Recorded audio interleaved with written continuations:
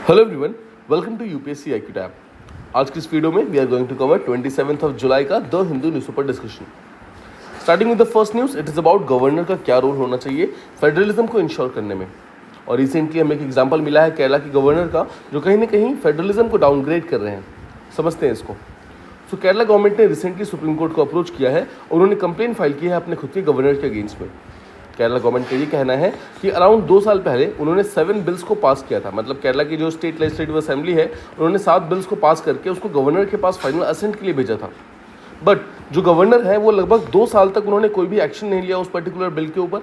और जब लगातार प्रेशर आया तो 2 साल के बाद क्या किया, उन्होंने उन 7 जो बिल्स थे उनको उन्होंने प्रेसिडेंट के कंसिडरेशन के लिए रख दिया। मतलब 2 साल वेट करने के बाद उन्होंने उस पर्टिकुलर बिल्स को प्रेसिडेंट के पास भेज दिया रिकंसिडरेशन के लिए। ना एक चीज़ समझिए, जब ये चीज़ प्रेसिडेंट के पास पहुंचती है तो प्रेसिडेंट ने उन सबको वहाँ पर कहीं ना कहीं रिजेक्ट कर दिया, विदहोल्ड कर दिया। नाउ ये कहीं ना कहीं अगर आप फेडरलिज्म के प्रिंसिपल्स को देखो तो उसको चैलेंज कर रहा है। क्यों? बिकॉज एक तरफ समझो, जो गवर्नर है उसको एजेंट ऑफ द सेंटर बोला जाता है। और प्रेसिडेंट की बात करें तो प्रेसिडेंट के सारे एक्शंस हैं they are on the aid and advice of the council of ministers. So अगर स्टेट जो लेजिस्लेटिव असेंबली है उन्होंने कोई बिल पास किया है, गवर्नर उसको रोक रहा है, तो कहीं ना कहीं पीछे से डायरेक्शन कहाँ से आ रहा है? सेंटर से। और गवर्नर के पास अगर वो प्रेसिडेंट के पास गया और प्रेसिडेंट उसको कैंसिल कर दे रहे हैं, वंस अगेन डायरेक्शन कहाँ से आ रहा है? सेंट्रल गवर्नमेंट से। इसका मतलब क्या है? स्टेट की फंक्शनिंग के अंदर कहीं ना कहीं सेंटर जो है इनडायरेक्टली इंटरवीन करने की कोशिश कर रहा है, राइट? इसी चीज़ के अगेंस्ट यहाँ पे कंप्लेन फाइल की गई है। नाउ इस पिटीशन के अंदर ये बोला गया है कि जो गवर्नर का रोल है वो लिमिटेड होना चाहिए और क्लियरली डिफाइंड होना चाहिए कॉन्स्टिट्यूशन में, स्पेशली आर्टिकल 213, जहाँ पर बहुत ही वेगली डिस्क्राइब किया गया है कि गवर्नर का रोल क्या क्या होगा। गवर्नर के रोल को सिर्फ कुछ पॉइंट्स में यहाँ पर मेंशन कर देना काफ़ी नहीं होगा, अदर स्पेसिफिसिटी में जाना होगा और स्पेसिफिकली मेंशन करना होगा एग्जैक्टली किस पर्टिकुलर सर्कमस्टांसेस में गवर्नर क्या कर सकते हैं, क्या नहीं कर सकते हैं। नाउ केरला ने ये बोला है कि गवर्नर अगर चाहते तो वो टाइम से ही बिल को वापस कर सकते थे, रिटर्न कर सकते थे, तो हम उन पर्टिकुलर बिल को फिर से मॉडिफाई करके वापस प्रेजेंट करते। नाउ अगर आप ध्यान से देखो तो पर्टिकुलर बिल्स किस चीज़ से रिलेटेड थे, तो देखो वो पर्टिकुलर बिल जो थे वो कोऑपरेटिव सोसाइटी से रिलेटेड थे, लोकयुक्त से रिलेटेड थे, यूनिवर्सिटी के लॉ से रिलेटेड थे। ये सब चीज़ें तो स्टेट के अंदर आती हैं। तो क्यों आफ्टर ऑल उस गवर्नर ने उन पर्टिकुलर गवर्नर ने उन बिल को रिकंसिडरेशन ऑफ द प्रेसिडेंट के लिए रोक के रखा? ये चीज़ समझना बहुत मुश्किल है, राइट? उम्मीद करता हूँ ये चीज़ आपको समझ आ गई। नाउ इसके अलावा केरला ये भी बोल रहा है कि जो गवर्नर के एक्शन है वो कहीं ना कहीं स्टेट की लेजिस्लेचर को इनएफेक्टिव बना रहे हैं, बिकॉज सारी कोशिशें करके अगर एक पर्टिकुलर बिल पास हो जाता है तो उसके बाद उसको गवर्नर के पास कैंसिल कर दिया जाता है। This is not that much good, right? Recently जो हमारे चीफ जस्टिस ऑफ इंडिया है DY चंद्रचूड़ सर, उन्होंने रिसेंटली बोला है कि कोर्ट इस चीज़ को एग्जामिन करेगी कि क्या गवर्नर हर केस में प्रेसिडेंट के पास बिल को रेफर कर सकते हैं या फिर नहीं कर सकते हैं, एग्जैक्टली किस पर्टिकुलर केस में वो बिल को रेफर कर सकते हैं। तो इस पर्टिकुलर चीज़ के ऊपर जब भी जजमेंट आएगी विल लुक अराउंड दैट, हम उसको देख लेंगे and will try to understand it, और हम उसको अपने पॉलिटी के उसके अंदर नोट्स के अंदर अपग्रेड कर लेंगे। Alright, for now moving to the next news, let's talk about ASEAN. ASEAN की क्या इंपॉर्टेंस है इंडिया के एक्ट ईस्ट पॉलिसी में। ना फर्स्ट थिंग्स फर्स्ट, इंडिया का एक्ट ईस्ट पॉलिसी की अगर बात करो तो आप जानते हो, देखो अगर ये इंडिया है तो इंडिया के ईस्टर्न साइड में जितने भी कंट्रीज हैं उन सबसे डील करने के लिए इंडिया ने एक्ट ईस्ट पॉलिसी को लॉन्च किया था 2014 के अंदर। एम क्या था? लार्जली जो आसियान कंट्रीज है, आसियान का मतलब क्या है? Association of south east Asian nation. तो देखो ईस्टर्न जो एशियन कंट्रीज है वो इसके अंदर भी आते हैं। तो एक्ट ईस्ट में हम ईस्टर्न कंट्रीज़ की ही बात करते हैं, तो यहाँ पर साउथ ईस्टर्न कंट्रीज़ हैं वो भी इसी के अंदर आ जाएंगे। तो हम कहीं ना कहीं आसियान कंट्री के साथ अपने रिलेशनशिप को इम्प्रूव करने के लिए एक्ट ईस्ट पॉलिसी को लेकर आए थे। और इसके अलावा और भी जो रीजनल पार्टनर्स हैं जो आसियान के मेंबर्स तो नहीं है बट इंडिया के ईस्टर्न साइड के अंदर प्रेजेंट हैं, वो सब भी कहीं ना कहीं इसी पर्टिकुलर पॉलिसी के अंदर आ जाते हैं। रिसेंटली हमारे जो एक्सटर्नल अफेयर्स मिनिस्टर हैं उन्होंने इस चीज़ पे एम्फोसाइज़ किया है कि जो आसियान है वो इंडिया की एक्ट ईस्ट पॉलिसी के लिए बहुत ज़्यादा इंपॉर्टेंट है। बिकॉज देखो इंडिया को अपना इकोनॉमिक पार्टनरशिप है, फिर स्ट्रेटजिक रिलेशन है बाकी कंट्री के साथ, उसको इम्प्रूव करने का एक बहुत अच्छा प्लेटफॉर्म है आसियान, ठीक है? इसके अलावा अगर आप इंडिया की बात करें तो इंडिया ने काफ़ी ज़्यादा कमिटमेंट्स की है कि हम आसियान के साथ अपने रिलेशनशिप को और ज़्यादा एक्सपेंड करेंगे और ज़्यादा बेटर करेंगे। किस फील्ड के अंदर? पॉलिटिकल डायलॉग्स को बेटर करेंगे, इकोनॉमिक पार्टनरशिप को बेटर करेंगे, सिक्योरिटी कोलैबोरेशंस वगैरह को और ज़्यादा बेटर करेंगे। ये सब चीज़ें कहीं ना कहीं शो करती है कि इंडिया का एक्ट ईस्ट पॉलिसी जो है वो आसियान की तरफ ही कहीं ना कहीं झुका हुआ है। मतलब आसियान के साथ रिलेशन को अच्छे करने के लिए इस पर्टिकुलर पॉलिसी को बनाया गया है। Moving ahead, let's talk about the next news. यहाँ हम मोदाम्स के बारे में बात करने वाले हैं, चारादेव मोदाम्स। नो क्या है ये? सबसे पहले चीज़ तो समझो, असम के अंदर अराउंड 700 साल पहले अहम डायनेस्टी जो थी, अहोम डायनेस्टी, वो रूल क्या करती थी? ना उनके यहाँ पे जब भी किसी रूलर की डेथ होती थी तो उन पर्टिकुलर रूलर की बॉडी को पहले तो क्रीमेट किया जाता था, मतलब जला दिया जाता था। उसके बाद जो एशेस वगैरह बचते थे उसको एक माउंट टाइप स्ट्रक्चर में डाल देते थे। फॉर एग्जाम्पल देखो, मान लो ये ज़मीन है, तो क्या करते थे, एशेस डाल के उसके ऊपर ऐसा माउंट टाइप स्ट्रक्चर बना देते थे। तो इसी माउंट टाइप स्ट्रक्चर को यहाँ पे चरादोम मोदाम बोला जाता है असम के अंदर। तो रिसेंटली न्यूज़ ये है कि इनको अभी रिसेंटली यूनेस्को के वर्ल्ड हेरिटेज लिस्ट के अंदर ऐड कर लिया गया है और ये इंडिया का 43rd साइट है वर्ल्ड हेरिटेज साइट के अंदर। नाउ इसको देखो, जब आप यूनेस्को की वर्ल्ड हेरिटेज साइट की बात करते हैं तो बेसिकली मल्टीपल कैटेगरीज होती हैं जिसके अंदर उनको उनको बेसिकली मतलब कैटेगराइज किया जा सकता है। तो जो मोदाम्स हैं उनको कल्चरल प्रॉपर्टी की तरह उनको रजिस्टर किया गया है। इसके अलावा ये रजिस्टर कब किया गया है, तो ये 46th सेशन ऑफ यूनेस्को अभी रिसेंटली चल रहा था, जो कि इंडिया में ही हो रहा था, दिल्ली में हो रहा था। और यहीं पर इस चीज़ को डिसाइड किया गया है कि मोदाम्स जो हैं उनको यहाँ पर ये पर्टिकुलर स्टेटस देना बहुत इंपॉर्टेंट है, बहुत ज़रूरी है। हिस्टोरिकल सिग्निफिकेंस की बार्त करते हैं तो जैसा मैंने आपको बताया, अहम रॉयल्टी मतलब रॉयल क्लास का कोई भी पर्सन अगर डेथ होती थी उनकी, तो उनको एक अर्दन बरियल माउंड्स के अंदर डाला जाता था। मतलब अर्थ से बना हुआ, मतलब मिट्टी से बनी हुई एक बरियल माउंड है, उसके अंदर उनकी बॉडी को उनके बॉडी को जलाने के बाद जो एशेस बचते हैं उनको वहाँ पे कहीं ना कहीं डाला जाता था। ये लोग Hindu method of cremation follow करते हैं। क्रीमेशन मतलब पहले बॉडी को जलाया जाता है, उसके बाद जो बोन्स एंड एशेस बचते हैं उसको वहाँ पर इस पर्टिकुलर मोदाम के अंदर डालते हैं। ठीक है ना, टोटल 386 मोदाम्स यहाँ पर एक्सप्लोर हुए हैं, जिसके अंदर 90 जो है वो बहुत ही अच्छी कंडीशन के अंदर प्रेजेंट है। इसके अलावा इनको इजिप्ट की जो पिरामिड्स है उनके साथ भी कहीं ना कहीं कंपेयर किया जाता है। ऐसा क्यों? बिकॉज इजिप्ट की जो पिरामिड्स है उनका भी सेम ही फंडा है कि वो लोग भी क्या करते हैं, जो उनके वहाँ के रूलर्स थे उनकी बॉडीज़ को यहाँ प्रिजर्व करने के लिए इन पिरामिड्स के अंदर डाला गया था। ठीक है, सेम चीज़ यहाँ पर चरादोम मोदाम्स में किया गया है, जो कि जो रूरल डायनेस्टी थे उनके लोगों को यहाँ पर जलाने के बाद उनके बॉडी के राख को और बोन्स को इस पर्टिकुलर मोदाम के अंदर डाला गया था। वंस अगेन एक रिचुअल सिग्निफिकेंस क्रिएट करता है उस पर्टिकुलर टाइम के लिए। नाउ असम में total 3 UNESCO world heritage sites हो चुके हैं। पहला है काजीरंगा नेशनल पार्क, दूसरा है मानस नेशनल पार्क। देखो, काजीरंगा और मानस जो है दोनों को नेशनल कैटेगरी के अंदर यहाँ पर इंक्लूड किया गया था, और तीसरा यहाँ पर मोदाम्स है जिनको कल्चरल जो कैटेगरी है उसके अंदर यहाँ पर कहीं ना कहीं इंक्लूड किया गया है। सो उम्मीद करता हूँ ये चीज़ आपको प्रॉपर्ली समझ आ गई। इस न्यूज़ में आपको कोई डाउट वगैरह नहीं है। Moving ahead, let's talk about editorial, जहाँ पर बच्चों के पर्सनल डेटा के बारे में बात की जा रही है। स्कूल लेवल के जो बच्चे होते हैं उनका डेटा कहाँ पर मेंशन्ड होता है, कहाँ पर मेंटेन्ड होता है। तो देखो, इंडियन गवर्नमेंट ने एक प्लेटफॉर्म लॉन्च किया था, UDISE+ प्लेटफॉर्म लॉन्च किया था 2018 के अंदर। इसी पर्टिकुलर प्लेटफॉर्म के अंदर जितना भी एजुकेशनल डेटा है वो सारा का सारा मेंटेन किया जाता है। अब डेटा किसका होता है, तो देखो इंडिया का जो एजुकेशन सिस्टम है वो बहुत ही लार्ज है, जहाँ पर 15 लाख से ज़्यादा स्कूल्स प्रेजेंट है, 97 लाख से ज़्यादा टीचर्स प्रेजेंट है, और ऑलमोस्ट 26.5 करोड़ यहाँ पर स्टूडेंट्स हैं, right from the pre primary to higher secondary schools. मतलब ऑलमोस्ट 26.5 करोड़ यहाँ पर बच्चे एक साथ हमारे देश में पढ़ाई कर रहे हैं, एजुकेशन ग्रांट कर रहे हैं, एजुकेशन ले रहे हैं। नाउ उन्हीं सब का डेटा जो है यहाँ पर UDISE+ प्लेटफॉर्म के अंदर डाला जाता है। किस टाइप का डेटा होता है, तो रियल टाइम इन्फॉर्मेशन होता है, जैसे कि स्कूल का इंफ्रा कैसा है, टीचर्स कौन कौन यहाँ पर है, स्टूडेंट एनरोलमेंट डेटा कैसा चल रहा है अभी, एकेडमिक कैसे काम कर रही है, right, enhancing education quality overall, जो भी डेटा वगैरह मिल रहा है उसको प्रॉपर्ली एनालाइज करके एजुकेशन की क्वालिटी को बेटर करने की कोशिश कर रहे हैं, राइट। एक डेटा ड्रिवन डिसीजन मेकिंग करने की कोशिश कर रहे हैं, बिकॉज डेटा होगा तभी तो हम प्रॉपर डिसीजंस ले पाएंगे, राइट। ये सब चीज़ें शो करता है UDISE प्लेटफॉर्म का जो ओवरऑल बेनिफिट्स हैं वो।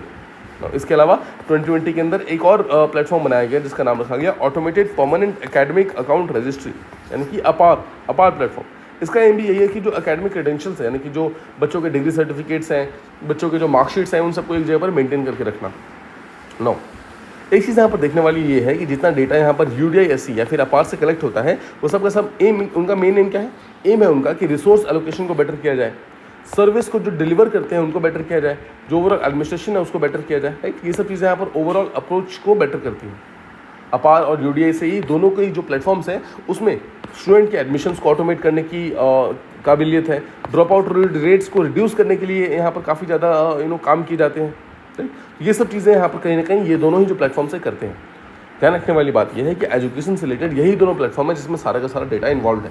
तो क्या हमें इन डेटास को बहुत ही प्रॉपर्ली संभाल कर रखने की ज़रूरत नहीं है? तो यहाँ पर देखो, डेटा प्राइवेसी की बात करते हैं। रिसेंटली एक एक्ट बना है, digital personal data protection act 2023। इसके अंदर डेटा प्राइवेसी की बात की गई है, कैसे कंसेंट ज़रूरी है डेटा यूटिलाइजेशन से पहले, उस चीज़ की ज़रूरत है। अगर कोई बच्चा है यानी कोई माइनर है, 18 साल से छोटा है, तो उसका डेटा इस्तेमाल करने के लिए उसके पेरेंट्स साहब को कंसेंट लेना पड़ेगा। फिर UDISC और अपार, इनकी दोनों ही डेटा प्रोटेक्शन प्रिंसिपल के साथ प्रॉपरली कंप्लाई करने चाहिए। Data security, aggregation, proper integration, देखो ये सब कुछ कीवर्ड्स हैं जो आपको अपने आंसर्स के अंदर मेंशन करने हैं, that is why I have mention them here. इसके अलावा सुप्रीम कोर्ट ने 2018 के अंदर पुट्टास्वामी केस के अंदर ये जजमेंट दिया था कि प्राइवेसी जो है हमारा फंडामेंटल राइट है। सो जो बच्चे हैं, बच्चों का जो भी डेटा है वो भी तो कहीं ना कहीं राइट टू प्राइवेसी के अंदर आता है, राइट, जो आर्टिकल 21 राइट टू लाइफ के अंदर आता है, राइट। इसके अलावा मिनिस्ट्री ऑफ एजुकेशन को ये चाहिए कि वो एक वॉलंटरी और इन्फॉर्म्ड कंसेंट ले पेरेंट्स से, तब जाकर वो बच्चों का डेटा कहीं पर भी इस्तेमाल कर सकते हैं। जब तक वो कंसेंट नहीं मिलता है तब तक बच्चों का डेटा इस्तेमाल करने का उनको कोई भी हक नहीं है। उम्मीद करता हूँ ये चीज़ आपको प्रॉपरली समझ आ गई। Moving ahead, let's talk about the BIMSTEC का रिसेंट मीटिंग। सेकंड बिम्स्टेक की फॉरेन मिनिस्टर्स मीटिंग हुई है। कहाँ पे हुई है? इंडिया के अंदर ही हुई है। तो अभी हमने यहाँ पर देखो, यहाँ पर अभी हमने देखा था कि यूनेस्को की जो रिसेंटली मीटिंग हुई है वो भी इंडिया के अंदर हुई है, और यहाँ पर जो बिम्स्टेक की सेकंड फॉरेन मिनिस्टर्स मीटिंग हुई है वो भी रिसेंटली इंडिया के अंदर हुई है। बिम्स्टेक में बेसिकली 7 मेंबर्स हैं, इसमें से 5 साउथ एशियन मेंबर्स हैं और 2 साउथ ईस्ट एशियन मेंबर्स हैं, म्यांमार एंड बांग्लादेश। अब देखो इंडिया का एंगेजमेंट अगर बिम्स्टेक के साथ आप देखो तो उसमें मेन एम क्या है इंडिया का? अपने रिलेशन को सॉलिडिफाई करना है अपने ईस्टर्न नेबर के साथ में, जितने भी कंट्रीज इंडिया के ईस्टर्न साइड में हैं उन सब के साथ अपने रिलेशनशिप को बेटर करना, यही इसका मेन पर्टिकुलर एम है, right. Overall economic development promote करना, सिक्योरिटी, फॉरेन पॉलिसी, इन सब को बेटर करना है यहाँ पर इंडिया का मेन एम कहीं ना कहीं देखा जाता है। इसके अलावा बांग्लादेश और म्यांमार, ये जो दोनों साउथ ईस्ट एशियन कंट्रीज़ हैं, उनके हमारे इंडिया के लिए बहुत ज़रूरत है, बिकॉज उसके थ्रू हम रीजनल स्टेबिलिटी को मेंटेन कर सकते हैं। हम इंडिया की जो स्ट्रेटेजिक पोजीशन है इंडो पैसिफिक रीजन के अंदर उसको मेंटेन कर सकते हैं, राइट। इसके अलावा रिसेंट मीटिंग में इंडिया ने ये भी बोला है कि हम कैंसर के रिसर्च को, फिर जो बिम्स्टेक के पेशेंट्स हैं उनको वीज़ा दिलाने के लिए काफ़ी सारा काम कर रहे हैं। कुछ फोकस यहाँ पर कनेक्टिविटी, साइबर सिक्योरिटी, नार्कोटिक्स, इन सब के ऊपर ही फोकस किया गया है। पर ध्यान रखिएगा ये ऑलमोस्ट हर एक मीटिंग का मेन एजेंडा होता है, तो यहाँ पर ध्यान रखने वाली बात ये है किस तरीके से इनको आंसर के अंदर कोट करना है, दैट इज़ मोर इम्पॉर्टेंट। इसके अलावा इंडिया ने कोऑपरेशन के लिए फोकस किया है एनर्जी, रिसोर्स और इकोनॉमिक ग्रोथ पे, और फोकस किया है कि रीजनल स्टेबिलिटी और रीजनल कोऑपरेशन के साथ हम रीजनल डेवलपमेंट भी कहीं ना कहीं कर सकते हैं, ठीक है। ये चीज़ काफ़ी ज़्यादा इंपॉर्टेंट है। Moving ahead, let's talk about Saint Hilarion complex, जो कि गाज़ा के अंदर प्रेजेंट है। सेंट्रल गाज़ा जो कि इजराइल के जो टेरिटोरियल एंटिटी है उसके अंदर ही गाज़ा प्रेजेंट है, उसी में सेंट्रल पार्ट में सेंट हिलारियन कॉम्प्लेक्स प्रेजेंट है। नाउ ये वेस्ट एशिया का सबसे पुराने मोनेस्ट्रीज में से एक है, जो कि 4th सेंचुरी में इसको बनाया गया था, और रिसेंटली इसको वर्ल्ड हेरिटेज साइट के इंडेंजर्ड लिस्ट के अंदर डाला गया है। क्यों? क्योंकि इजराइल और हमास के बीच में लगातार वॉर चल रही है, उसके कारण इस पर्टिकुलर कॉम्प्लेक्स को भी कहीं ना कहीं खतरा हो सकता है। और इस चीज़ को डालने के पीछे मेन एम ये है कि इसको, इस पर्टिकुलर साइट को डिस्ट्रक्शन से बचाना है। जो कॉन्फ्लिक्ट चल रही है उसमें डिस्ट्रक्शन इस पर्टिकुलर कल्चरल प्रॉपर्टी का नहीं होना चाहिए, दिस इज मोर इम्पोर्टेंट, ठीक है। Let's talk about the next one. यहाँ पर हम इंटरनेशनल रिलेशन के पर्सपेक्टिव से यूरोप के बारे में बात करते हैं कि किस तरीके से यूरोप का जो सिक्योरिटी डायनामिक्स है, यानी कि जियो पॉलिटिक्स है, वो लगातार चेंज हो रहा है। देखो पिछले 75 ईयर से एक नेटो नाम का ग्रुप है जो कि बहुत ही स्ट्रांगली काम कर रहा है, और नेटो में क्या है, एक तो अमेरिका USA जो है वो उसका लीडर है, और साथ में बहुत सारे यूरोपियन नेशंस हैं जो कि साथ में मिलकर एक मिलिट्री ग्रुप बनाते हैं, जिसके तहत ये बोला जाता है कि इन सारे के सारे 30 टोटल मेंबर्स हैं। इन 30 मेंबर्स में से किसी एक पर भी अगर अटैक होता है तो वो सारे 30 मेंबर के ऊपर अटैक माना जाएगा, और सबके सब वहाँ पर उस अटैकर के ऊपर रिटेलिएट करेंगे। तो ये था ओवरऑल नेटो का कंसेप्ट, जहाँ पर यूरोप जो था वो काफ़ी ज़्यादा US की लीडरशिप के अंदर अपने आप को सेफ महसूस करता था। US जो था वो नेटो को संभालता था, न्यूक्लियर से भी और कन्वेंशनल सिक्योरिटी दोनों ही तरीके से वो उसको संभालने की कोशिश करता था। नाउ रिसेंटली US की जो फॉरेन पॉलिसी है वो धीरे धीरे शिफ्ट हो रही है, धीरे धीरे चेंज हो रही है। जैसे रिसेंटली जो डोनाल्ड ट्रंप है वो बार बार इस चीज़ को फोकस कर रहे हैं कि कहीं ना कहीं US को अपने ऊपर फोकस करने की ज़रूरत है, ना कि यूरोप के ऊपर, ना कि नेटो के ऊपर। और ट्रंप जो है वो कहीं ना कहीं नेटो के अगेंस्ट जा रहे हैं। 2016 की कैंपेन के अंदर ट्रंप ने ये क्वेश्चन किया था कि US क्यों नेटो को इतना पैसा देता है, क्यों उनको इतनी ज़्यादा सिक्योरिटी प्रोवाइड कर रहा है, क्यों इतना सारा पैसा अपना खर्च कर रहा है इन चीज़ों के ऊपर। इसके कारण जो यूरोपियन अलाइज थे, जो नेटो के बाकी मेंबर्स थे, वो कहीं ना कहीं अलार्म हो गए, वो कहीं ना कहीं अलर्ट हो गए सुनकर इस पर्टिकुलर चीज़ को कि फॉर्मर US प्रेसिडेंट ऐसा बोल रहे हैं।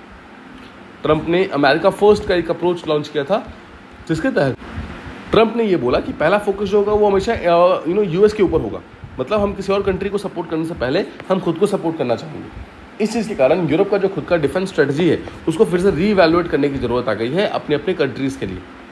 अगर आप नेटो के अलायंस की बात करें, यानी कि यूरोपियन कंट्रीज़ की बात करें, वो कहीं ना कहीं यहाँ पर क्रॉस रोड्स में, डायलेमास में आ गए हैं, जहाँ पर एक तरफ उनको 21st सेंचुरी चैलेंजेस को डील करना है, बट दूसरी तरफ उनको वही US से सपोर्ट करने को रेडी नहीं है। तो यूरोपियन लीडर्स को ये समझ आ गया है कि उनको अब अपनी रिस्पॉन्सिबिलिटी खुद से लेनी पड़ेगी, अपने सारी की सारी चीज़ों पर खुद से फोकस करना होगा।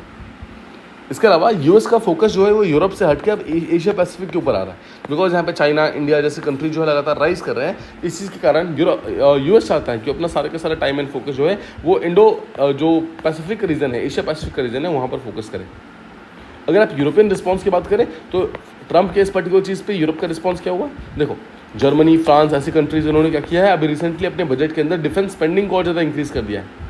जर्मनी ने बहुत सारे स्टेप्स लिए जहाँ पर उन्होंने बोला कि मिलिट्री बजट को और ज़्यादा स्ट्रॉन्ग करने की ज़रूरत है, अपने आप को और ज़्यादा कैपेबल बनाने की ज़रूरत है, बिकॉज रशिया देखो, रशिया और यूक्रेन के बीच में ऑलरेडी बहुत ज़्यादा वॉर चल रहा है और जर्मनी, फ्रांस ये सब कहीं ना कहीं यूक्रेन को सपोर्ट कर रहे हैं। तो अगर रशिया ने रिटेलिएट किया तो किस तरीके से अपने आप को संभालना है, बिकॉज अब नेटो संभालने नहीं आएगा शायद, तो खुद को संभालना ही बहुत इंपॉर्टेंट है यहाँ पर। इसके अलावा यूरोपियन कंट्रीज़ को बहुत ज़्यादा प्रेशर भी आ रहा है इस चीज़ को देख करके किस तरीके से problems cyber warfare, miss information और नॉन कन्वेंशनल थ्रेट्स की तरफ बढ़ रही है। मतलब न्यू मोड ऑफ थ्रेट्स यहाँ पर आ गए हैं, जिसके कारण यहाँ पर न्यू अप्रोच की ज़रूरत है इन चीज़ों को सॉल्व करने के लिए। ठीक है, सो उम्मीद करता हूँ इस चीज़ के ऊपर आप फोकस कर रहे हैं कि यूरोपियन जो कंट्रीज़ हैं वो किस तरीके से नेटो की शैडो से हटकर अब उनको खुद के सिक्योरिटी के ऊपर फोकस करना होगा, खुद अपनी मिलिट्री स्पेंडिंग को कहीं ना कहीं इंक्रीज़ करनी होगी। Let's talk about the final news. यहाँ पर हम सैंटोरिनी आइलैंड के बारे में बात कर रहे हैं, जो कि ग्रीस के अंदर प्रेजेंट है। इसको रिसेंटली टूरिज्म और पॉल्यूशन दोनों का ही बहुत ज़्यादा नुकसान झेलना पड़ रहा है। ठीक है, यहाँ पर सनसेट्स बहुत इंपॉर्टेंट माने जाते हैं, सनसेट्स बहुत ज़्यादा ब्यूटीफुल माने जाते हैं, जिसको देखने के लिए लाखों लोग हर दिन आते हैं, जिसके कारण यहाँ पर इस पर्टिकुलर आइलैंड के ऊपर जो बेसिकली पॉपुलेशन है उसका प्रेशर बहुत ज़्यादा इंक्रीज़ हो रहा है। ठीक है, तो उम्मीद करता हूँ ये सारी की सारी जितने भी न्यूज़ थे वो सारी चीज़ आपको समझ आ गई हैं। अगर कहीं भी आपको डाउट है तो आप कमेंट बॉक्सेस में मेंशन कर सकते हैं, मैं उसको रिप्लाई करने की जल्दी से जल्दी पूरी कोशिश करूँगा। अपार्ट फ्रॉम दिस, आप चाहे तो इस पर्टिकुलर वीडियो को अपने दोस्तों, कलीग्स के साथ शेयर कर सकते हैं, सो दैट उन तक ये पर्टिकुलर वीडियो पहुँचे। Thank you so much for listening and stay tuned for the next video.